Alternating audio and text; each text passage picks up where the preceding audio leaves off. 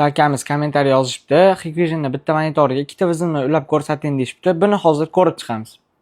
Birinchi bo'lib bu yerda o'zingizga kerakli tilni tanlab olib, next ga bosamiz va bu yerda login parol yozamiz.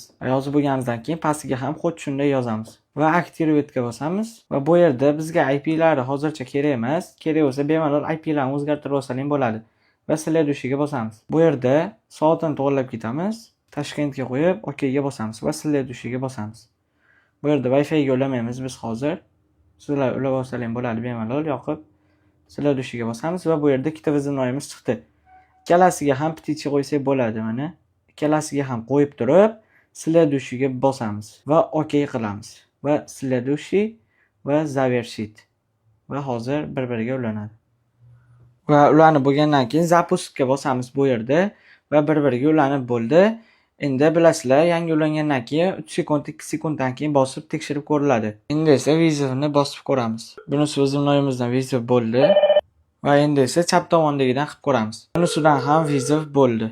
Bemalol ko'targandan keyin ovozini o'zgartirib gapirsalar ham bo'ladi. Bu yerdan ovozni o'zgartiramiz. Alo, alo. Kattalarnikini qilib ko'ramiz. Alo, alo, alo. Uyda ayol kishi bo'lsa, rosa ham zo'r ish beradi bu.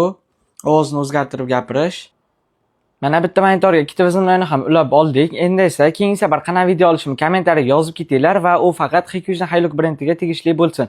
Hammaga rahmat, sog' bo'linglar, bizni kuzatib borishda davom etinglar.